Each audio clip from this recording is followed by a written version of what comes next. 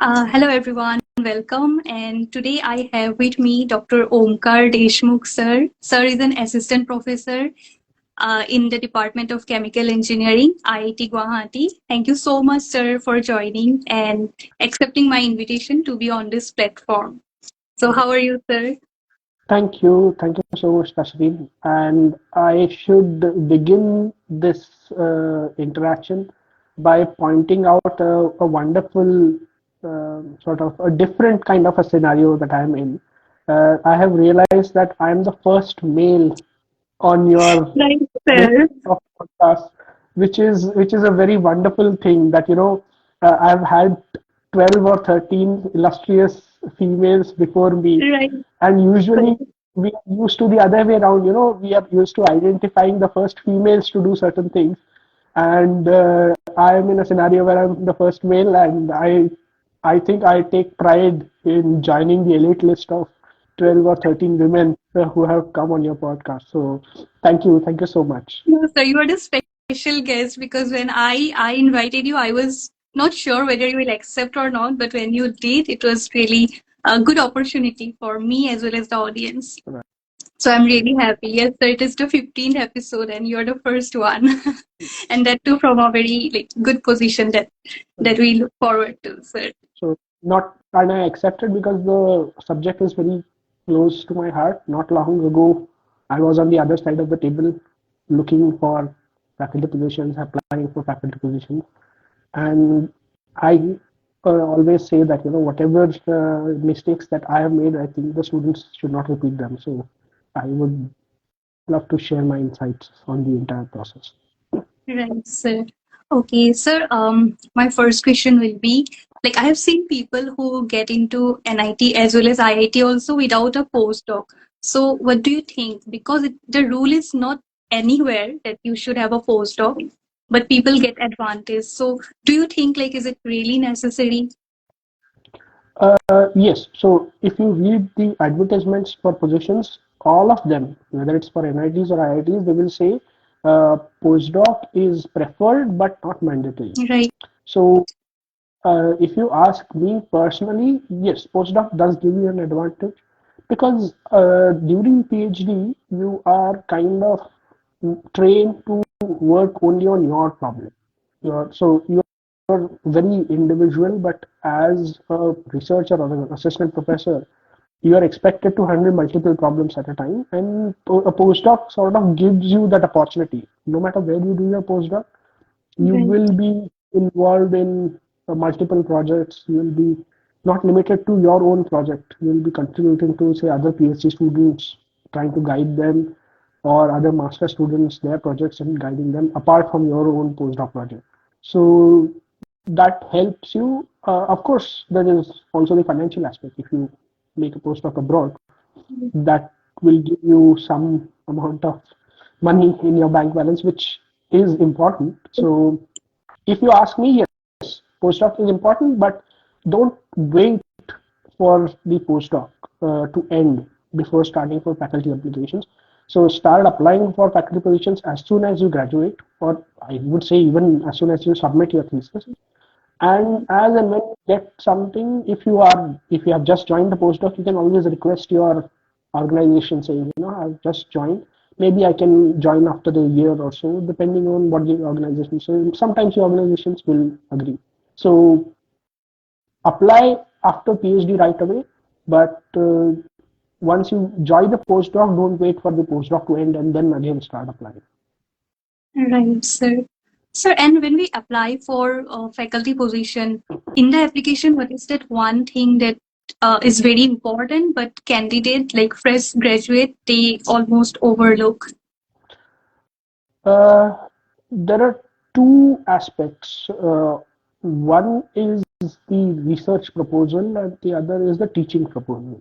So everybody pays a lot of attention to research proposal, but not many people work on the teaching proposal very well, and that is something that usually can earn you a few brownie points because uh, everybody who will apply for that position will have met the minimum criteria in terms of research, like number of publications or projects handled, etc., etc.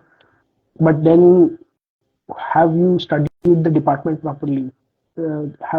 What kind of undergraduate courses can you handle? Can you show that, can you effectively convince the people that you will be able to handle large classes like 200, 300 students, teaching second year or third year undergraduate courses? That is something that can go in your favor tremendously. So also, what kind of new electives can you bring? So wherever you are applying, go through their course curriculum, find out what kind of electives they already have, and then in addition to these, can you include, based on your experience, can you include one or two more new electives?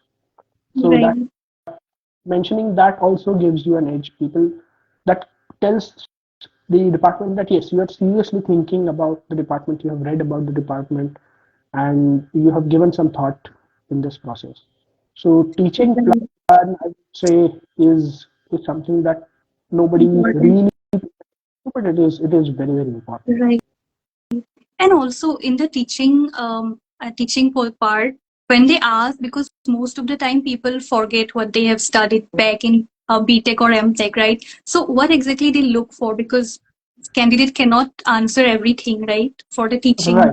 Yes, presentation. absolutely. Yeah. So one thing is they will look for your approach to the problem. So, Right. for example, they will ask you, say, if they will, you say that your favorite subject is fluid mechanics, and they will ask you to write down Navier-Stokes equation. So, you may not be able to remember all the terms of Navier-Stokes equation, but you should remember at least what each term stands for. So, if you Right. mention that as well, sometimes it is okay, or sometimes you may make mistakes in the sign, saying instead of a positive sign you write a negative sign, or vice versa. So Mm. these kind of mistakes are kind of permissible, but if they point out that you think this is wrong, then you should be able to, I mean, your fundamentals should be clear enough to remember that, yeah, I made this mistake, and you say sorry, yeah, this is positive, and you correct yourself. That is fine. So I'll give you my example. During my interview, they kept on asking me, they started with thermodynamics, and they kept on asking me questions till the point where I said, no, sir, sorry, I don't know. I don't know. Mm. I don't remember. And they were okay with like saying, okay, sure, no problem. Next question, next subject. Yeah, I mean they look for the fundamentals, how much we Yes. are Yeah, into, and right? how do you approach? How do you Right. approach the Mm. problem? So even if you don't remember the equations, can you derive the equations by just say doing a mass balance or a force balance, Right. and arrive at that? So that is something that they will look for, because these kind of things are also helpful when you are teaching. Right. You may not You're not expected to remember your entire 1 hour lecture by heart, right? This is help you in generating a flow during teaching. So this is something that they will test. Right. And when questions like, where do you see yourself in 5 years, or why should we hire you? So, Hmm. how do you answer that kind of question? So where do you see yourself in 5 years is a very kind of a In terms of trick. research, not the Yeah, position wise, because yes. position we know, right? So The promotion. there, I think it is very important to understand that as an individual researcher, you are expected to make a mark of your own. And Right. again, this is where most of the people go wrong in the research proposal as well. Because most of them, what they will do is they will write the research proposal, which is an extension of your PhD work or your postdoc work, which is fine. Because I mean, especially straight out of PhD, you're not expected to have that depth of knowledge or wide experience to think about research projects just like this. But I would still say that apart from your PhD work and postdoc work, you should include at least one problem which you haven't attempted till date. Right. But it's just that if I get chance and if I get a funding, this is something that I would like to Right. attempt. You may or may not do it. That's not the point. But the main point here is that your ability to think on yourself and ability to find your own footing. Because if you continue working on your PhD project, then in the end, if you write a proposal on that, your supervisor is also he will be an expert in that field, right? So you will be competing with the supervisor or your postdoc supervisor. So the department will see that, why do we need two people in the same field? It will be, of course, difficult for you. You will be a novice in the field. Your supervisor is a giant in the field. How will you compete? If both of you submit a proposal in the same agency, of course, your supervisor is selected, right? So you have to identify what your core strengths are and accordingly try to find out your own direction, something that is independent of your supervisor. And so questions like these are actually good for yourself also. You should also answer these questions to yourself even before the interview. That is there some way where knowledge that I have earned during my PhD and postdoc, can I build a completely new direction for myself? And sir, how to handle questions like suppose someone has transitioned from industry to academia or gap in the career or say fewer publication. Yes, so all these were completely applicable to me. So my postdoc was funded by industry. So it was practically an industry position. So I could not publish anything during my postdoc. So whenever I Right. had applied, I had just one paper that was outside my project. Okay. So uh, it did have an effect. So some departments do not consider it. They will just look at the number and reject your applications. But one of my mentors, he told me a very good thing that, see somebody who hires you looking at the number of your publications, looking just at the number of your publications, you should not be working for them anyways. Because then at every stage, that's the only thing that they are going to look at, number, not quality. So they should be looking at the quality of your publications as well. So if somebody asks you about the number, then you can always tell that you have been fortunate enough to be in a lab where people focus on the quality of publications rather than just going behind numbers. So one, you can say that I have only five, say, publications, but then I have 300 citations for those five publications, which would mean that have really Quality. produced impact publications. Yes, and quality does not necessarily mean only high impact factor. You could publish in a low impact factor, but the paper may be cited very well. So these kind of metrics will have to defend your sort of and gap. So nowadays, transition from industry to academia and gap is fairly common. So it's not as uncommon as it used to be. So you can always give valid reasons, but it's important to be truthful. So whatever reasons were there, you say, I had some personal issues. That's why I took a gap, and I have now overcome them, and I'm ready to take ahead take a step forward in the forward direction in my career. And I think this kind of honesty is most of the times appreciated in an interview. And when there is this question also, right, that collaborative work. Right. So they So, ask like this question that what kind of collaboration you are going to do. So that committee they look for kind of collaboration with the student. Do they look for that, or it should be like individual project will be better? uh, see, you have to collaborate because when you join, you don't have a lab, you don't have funding. Like the institute maybe will give you some funding, but that is just enough to buy some basic equipment. If Right. you need to actually get a head start, you will have to collaborate with your senior people in the department, take their help, sometimes use their lab facilities because they may have good quality equipment and they also have the experience and ideas. So it is good that you identify such people in the department early on because there are two layers to it. One is the research.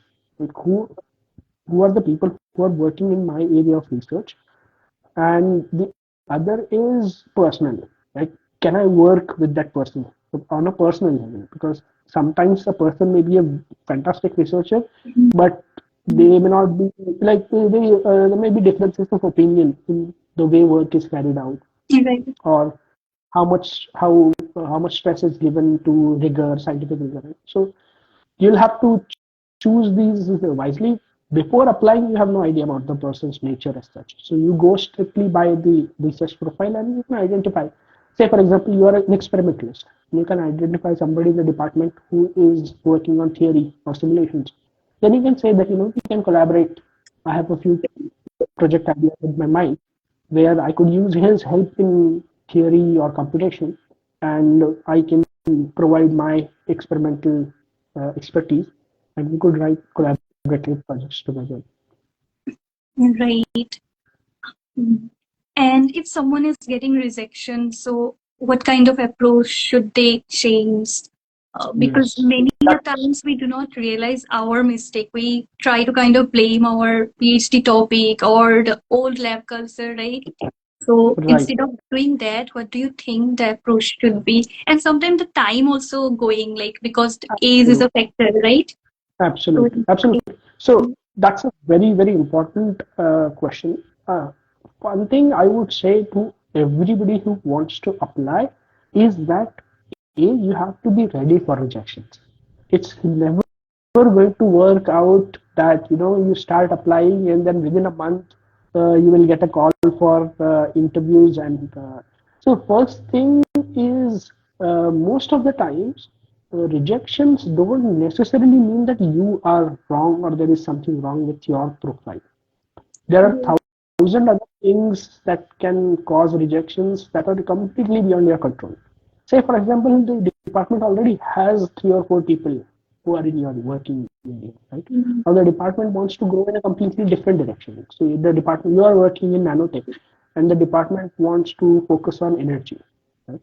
So unless you can show that you can work your, you use your nanotechnology to work in energy devices, then they will be interested. Otherwise, they won't be interested in you. No matter how many publications you have, how good your track record is. So rejections sometimes it's also that there is just somebody who is better than you, right? That's also a fair chance that it might occur.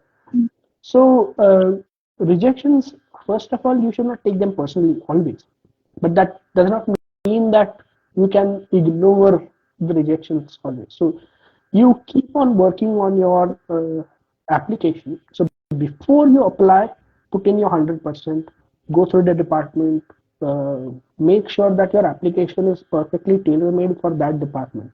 Study the department. Like I said, their teaching curriculum, their all the research profiles of all the professors who are already there, with whom you can collaborate, and accordingly sort of tweak your research plan and teaching plan so that it will show how good a fit you are to the department.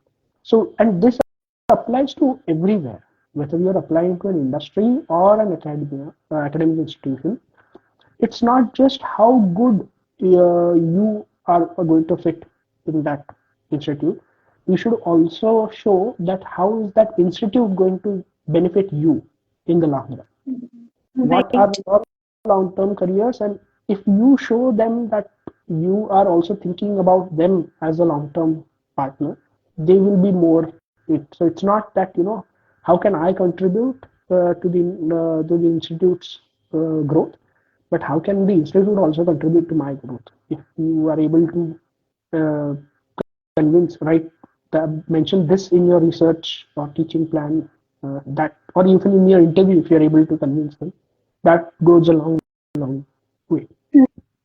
Right. It should be both way, right? Yeah. Yes, absolutely, absolutely.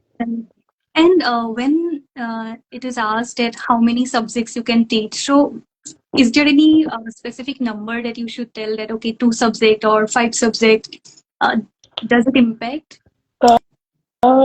No, so that should mainly be backed up by some data. So either if you have done some TA shift of that subject, or if you have taught that subject somewhere, maybe even as private tutors or on Mhm. some online platform, if you say that you have taught those subjects, then that lends credibility. Otherwise, it does not really make any sense that, I can teach 100 subjects, but I can say that I can teach 100 subjects.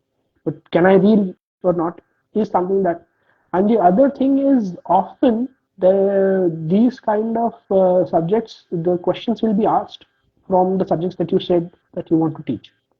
Like Right. when I said I'm going to teach fluid mechanics, they asked me questions about fluid mechanics, and in the end, they even asked me that you have mentioned in your teaching plan that you said you will teach fluid mechanics.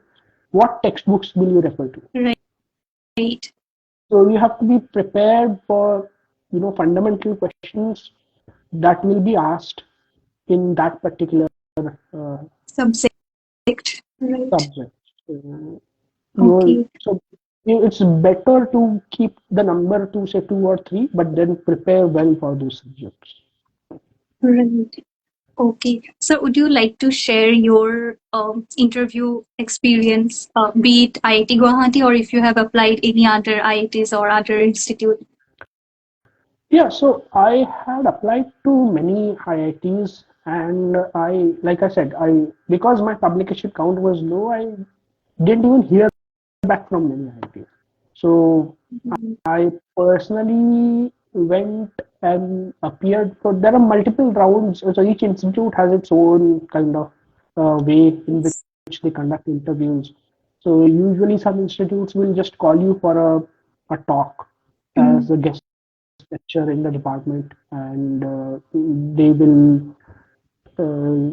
arrange a guest lecture, and then depending on, and they will also arrange for individual interactions with faculty members, where the faculty members will evaluate you in terms of personality traits, like how easygoing are you, get funded really easily or not.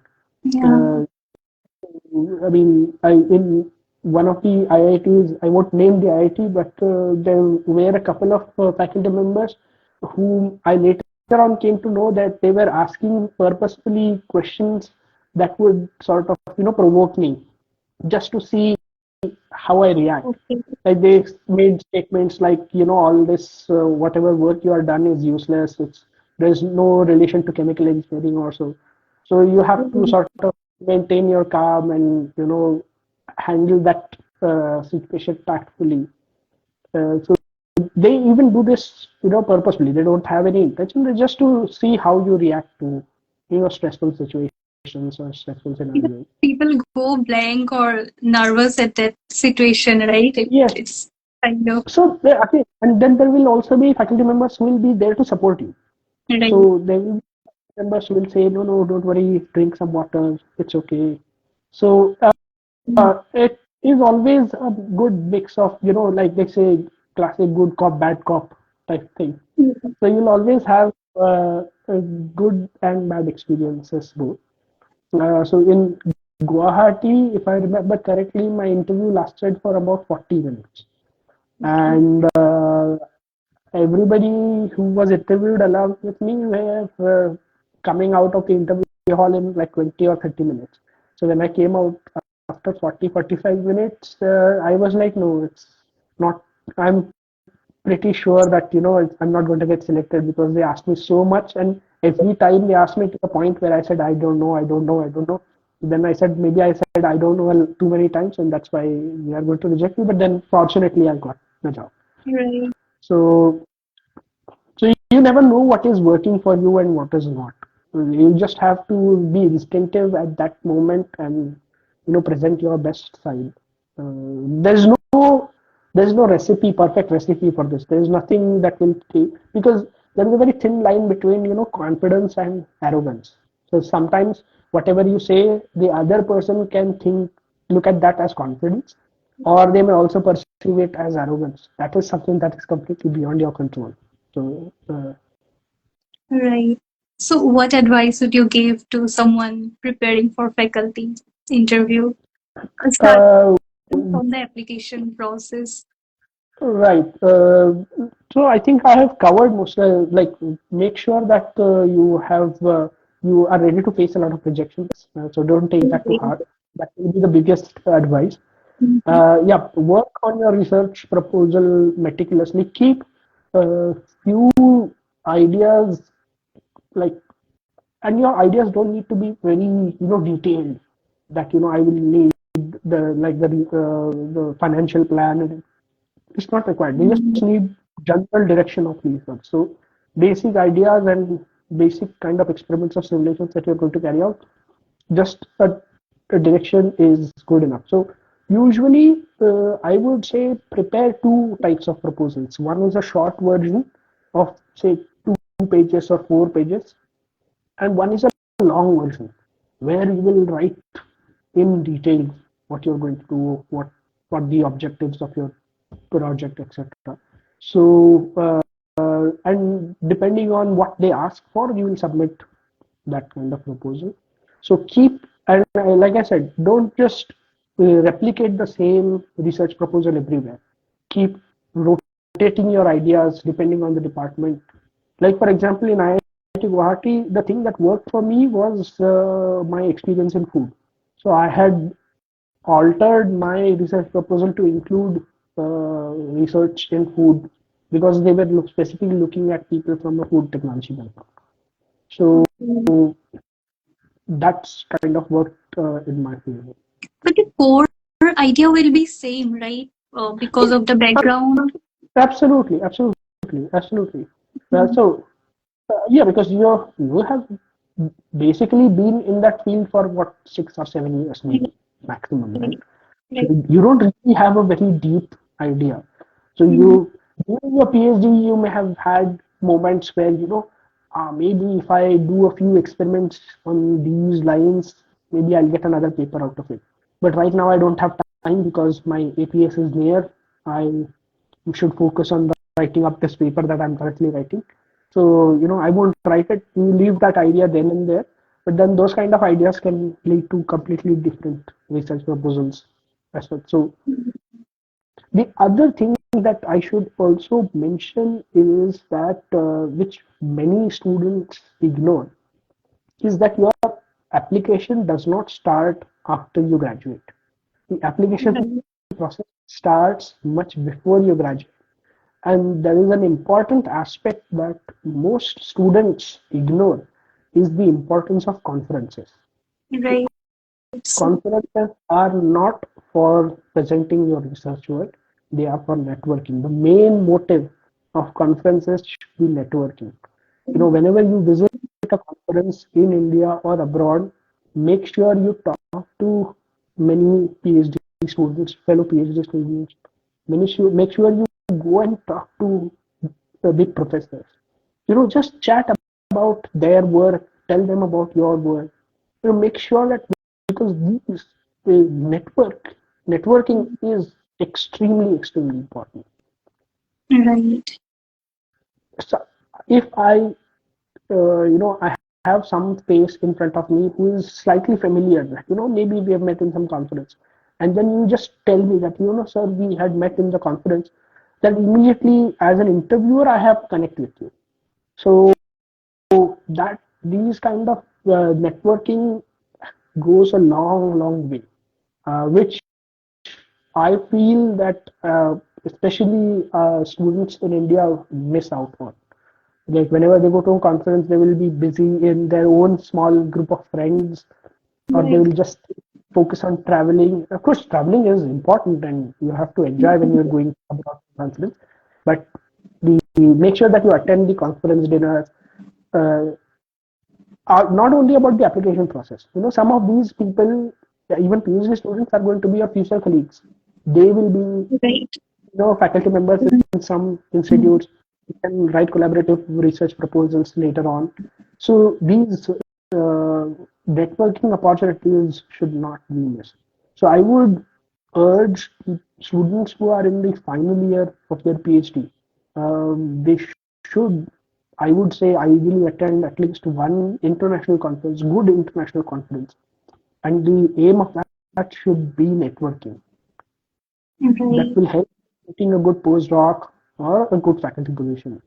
So connections formed over conferences are seriously underrated, and but they are very important and vital.